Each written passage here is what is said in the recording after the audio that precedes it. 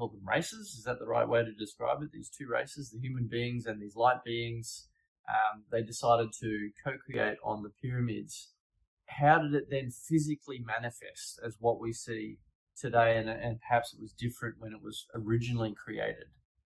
How did it actually come together? We hear theories from modern archaeologists who say they were using copper chisels and hammers and pulling blocks on timber, like timber tree stumps and things like this with ropes, which to me sounds ludicrous given the weight and size of these things.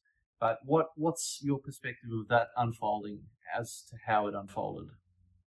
So tell us a bit more. What do you want to know?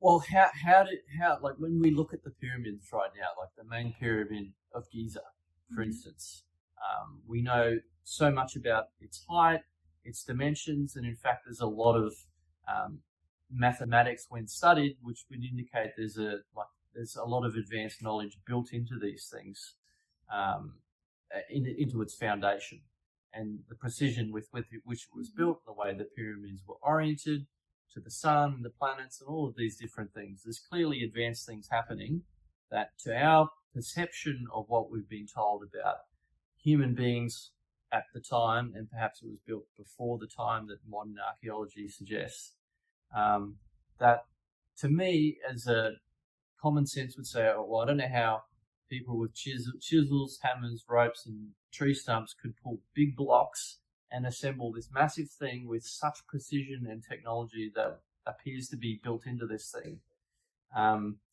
So what I'm looking for is an explanation that conveys it in a way that seems like this is how it could have happened, as opposed to the modern archaeologists, the ridiculous suggestion that it was ropes and tree stumps and copper chisels. Well, it is ridiculous, but because that's what they can comprehend. If you would go back to what we just said, within the mind, that's what they can comprehend. So that's what they are drawn to, that this is it. But what we are saying is it was a co-creation between the two races, the human race and the beings of light. Now, the assembly, our understanding of what you're asking, was done in that co-creative manner as well.